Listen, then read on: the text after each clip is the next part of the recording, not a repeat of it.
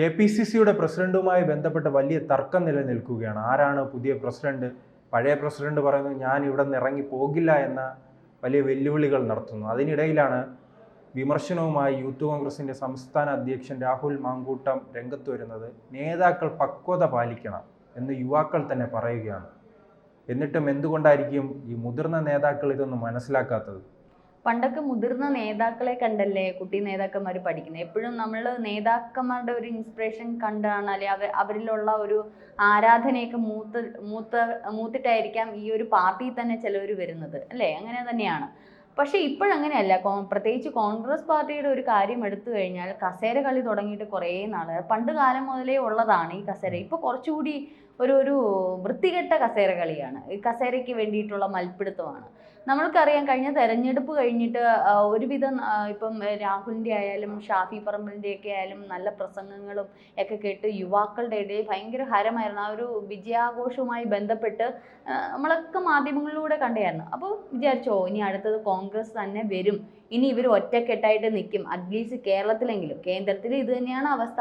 പക്ഷെ നേതാക്കന്മാരൊക്കെ എന്തായാലും ഈ രണ്ടാം പിണറായി സർക്കാർ വന്നതോടുകൂടി ഒരു പാഠം പഠിച്ചു.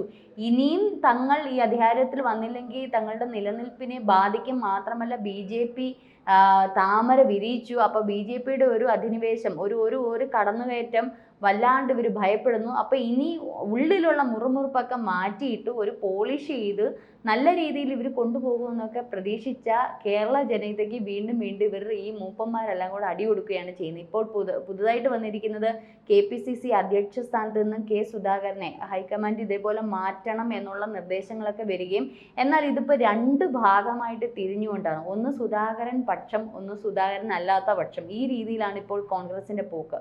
ഇപ്പോൾ ശശി തരൂരും അങ്ങനെയുള്ള രമേശ് ചെന്നിത്തല, കുറച്ച് മുതിർന്ന നേതാക്കൾ, ആന്റണിയൊക്കെ സുധാകരന്റെ പക്ഷത്ത് നിന്നുകൊണ്ട്, മുരളീധരൻ, ഇവരൊക്കെ നിന്നുകൊണ്ട് എന്തിനു മാറ്റണം എന്നുള്ളൊരു ചോദ്യം. മാത്രമല്ല ഈഴവ വോട്ടുകൾ ഇതുമൂലം പോയേക്കാൻ സാധ്യതയുണ്ട്. ആന്റോ ആന്റണി അല്ലേ, ആന്റണിയെ പോലുള്ളവരെ എത്ര പേർക്കറിയാം കോൺഗ്രസിന്റെ? ഇവരുടെയൊക്കെ ഫോട്ടോ കണ്ടാൽ പോലും ജനങ്ങൾ തിരിച്ചറിയുമോ? ഇങ്ങനെയൊക്കെ ഉള്ളവരെ ഈ ഒരു അധ്യക്ഷ സ്ഥാനത്ത് എന്തിനു കൊണ്ടുവരണം എന്നൊക്കെ തരത്തിലുള്ള ഒരു ഭാഗം. മറ്റേ ഭാഗം ഇദ്ദേഹത്തിൻ്റെ വൈകാരിക അല്ലെങ്കിൽ ഇദ്ദേഹത്തിൻ്റെ സംഘടനാ പ്രവർത്തനങ്ങളുടെ ചിലപ്പോൾ ചില ശോധനകൾ അല്ലെങ്കിൽ അതിൻ്റെയൊക്കെ ബുദ്ധിമുട്ടുകളായിരിക്കാം മറ്റൊരു ഭാഗം. അവർ ചൂണ്ടിക്കാട്ടുന്ന കേരളം പോലൊരു ഇനി ആകെ പ്രതീക്ഷയുള്ളതാണ്. കേന്ദ്രത്തിൽ നാം നോക്കുകയാണെങ്കിൽ ആസാമും കേരളവും മാത്രമാണ് വരുന്ന തെരഞ്ഞെടുപ്പുകളിൽ കോൺഗ്രസിന് പ്രതീക്ഷയുള്ള. അങ്ങനെ ഒരു പ്രതീക്ഷയുള്ള ഒരു സംസ്ഥാനത്ത് അവിടുത്തെ KPCC പ്രസിഡന്റ് ഉടനീളം ഓടി നടക്കണം, യാത്ര ചെയ്യണം, അതോടൊപ്പം തന്നെ നിരന്തരം പരിപാടികളിൽ പങ്കെടുക്കണം.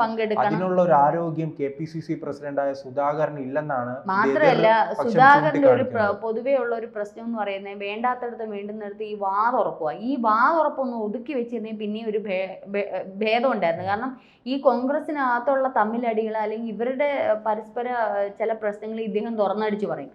ഈ തുറന്നടിച്ച് പറയല് ഓരോ ദിവസം ഇപ്പൊ രാഹുലൊക്കെ എഴുന്നേൽക്കുമ്പോൾ പറയുന്നത്, രാവിലെ പത്രം നോക്കുമ്പോൾ എന്താണ് ഞങ്ങൾക്കിട്ട് പണി തരുന്നത്, ഇതിനകത്തുള്ള ആരൊക്കെ എന്തൊക്കെ. കാരണം ഈ കോൺഗ്രസ് നേതാക്കളുടെ എല്ലാവരുടെയും അവസ്ഥ ഇതാണ്. ദൈവമേ, ഇന്നലെ എങ്ങനെ ആരെങ്കിലും വാ തുറന്നിട്ടുണ്ടോ, പിറ്റേന്ന് പത്രത്തിൽ എന്തായിരിക്കും വരുന്നത് എന്നുള്ളൊരു ഭീതിയിലാണ് ഓരോ നേതാക്കന്മാരും ഇപ്പോൾ കഴിയുന്നത്. കാരണം രാഹുലാണെങ്കിലും ഷാഫി ആണെങ്കിലും അവരൊക്കെ വളർന്നു വരുന്ന അല്ലെങ്കിൽ ഇപ്പോൾ ഒരു ജനപ്രിയമായിരിക്കുന്ന നേതാക്കന്മാരാണ്. ജനങ്ങളുടെ ഇടയിൽ വലിയൊരു സ്വാധീനം അവർക്കുണ്ട്. അപ്പൊ അവരുടെയൊക്കെ ഒരു ഷാഫി പറമ്പിലും കഴിഞ്ഞ വെള്ളിയാഴ്ച രൂപം കൊണ്ട രാഹുൽ മാങ്കൂട്ടത്തിനെല്ലാം ചിലപ്പോൾ സുധാകരന്റെ ചരിത്രം അറിഞ്ഞുകൂടാത്തതായിരിക്കും. കണ്ണൂർ പോലുള്ള ഒരു കമ്മ്യൂണിസ്റ്റ് കോട്ടയിൽ കോൺഗ്രസ് പാർട്ടിയെ താങ്ങി നിർത്തിയത് കണ്ണൂർ ഈ സുധാകരനാണ്.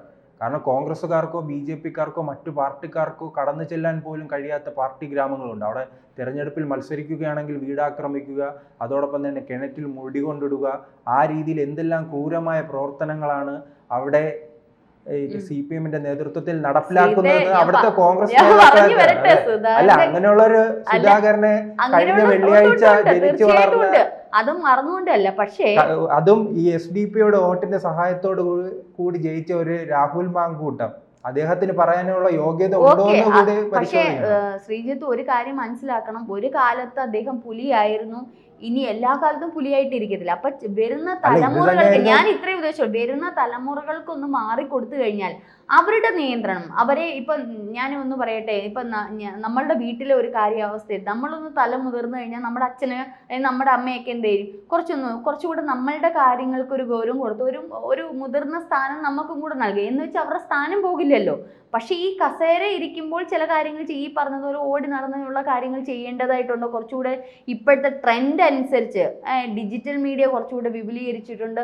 തെരഞ്ഞെടുപ്പിൽ കുറച്ചുകൂടി ഒരു ആർജവം കാണും. പണ്ട് നമുക്കെന്ന് പറയുന്ന വാർത്തകൾ ഒന്നുകിൽ ഒരു ദൂരദർശൻ അല്ലെങ്കിൽ ഏഷ്യാനെറ്റ്, പിന്നീട് കേബിളിൻ്റെ ഒക്കെ കുറച്ച് കാര്യങ്ങൾ, അന്നൊന്നും സോഷ്യൽ മീഡിയ ഇല്ലായിരുന്നു. പക്ഷേ ഇപ്പോൾ ഈ 10 വർഷമായതോടുകൂടി സോഷ്യൽ മീഡിയ വല്ലാണ്ട് വിപുലീകരിച്ചിട്ടുണ്ട്. അപ്പോൾ സോഷ്യൽ മീഡിയയിലൂടെ ഉള്ള ഇവരുടെ മാർക്കറ്റിംഗ് തന്ത്രം, സ്ട്രാറ്റജി ഒന്നും ഒരു പക്ഷേ കെ സുധാകരന് വശമില്ല.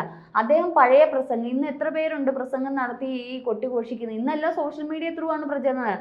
അതൊന്നും സുധാകരന് അത്രത്തോളം എത്ര അറിയാം എന്നുള്ളത് അറിയില്ല. അപ്പൊ അതിൻ്റെയൊക്കെ കുറെ പോരായ്മകൾ ഈ കഴിഞ്ഞ 10 വർഷമായിട്ട് ഈ പാർട്ടിക്കകത്തുണ്ട്. അപ്പം തലമുറകൾ കൂടി ഒരു അവസരം കൊടുത്ത് ആ ചെയറിൽ നിന്ന് മാറിയിരുന്ന അദ്ദേഹത്തിന്റെ സ്ഥാനമൊന്നും പോകത്തില്ല. കോൺഗ്രസ് എന്താണ്, അല്ലെ കെ സുധാകരൻ എന്താണെന്നോ ഇപ്പോൾ ഷാഫി പറമ്പിലിനോ അല്ലെങ്കിൽ രാഹുലിനോ അത് കൃത്യമായിട്ട് അറിയാമായിരിക്കും, ജനങ്ങൾക്കും അറിയാം. പക്ഷെ അദ്ദേഹത്തിന്റെ സ്ഥാനമല്ല അവിടെ പോകുന്നത്.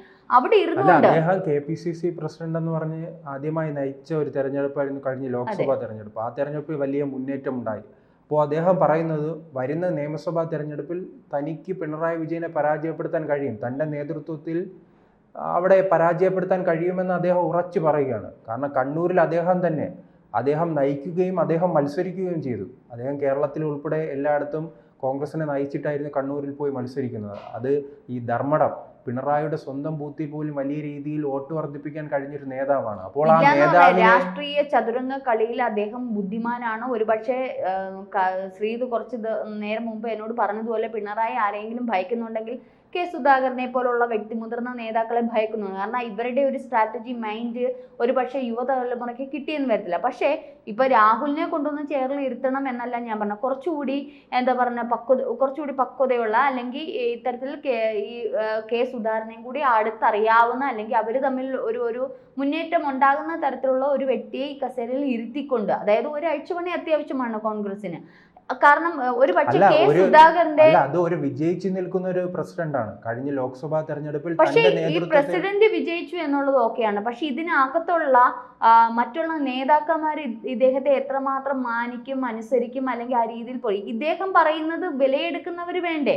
അപ്പൊ ഒരു നേതൃത്വം ആവശ്യമാണ്. അദ്ദേഹത്തിന് ആ ഒരു ക്ഷീണാവസ്ഥ കാണും, അല്ലെങ്കിൽ നിയന്ത്രിക്കാനുള്ള ശേഷിക്കുറവ് കാണും. എല്ലാ കാര്യങ്ങളിലും എല്ലായ്പ്പോഴും എത്തിപ്പെടാൻ പറ്റില്ല. പ്രായമായി വരുംതോറും ഉള്ള പ്രശ്നങ്ങൾ സ്വാഭാവികമായിട്ടും അദ്ദേഹത്തിനുണ്ട്, ഇല്ല എന്ന് പറയാൻ പറ്റില്ല.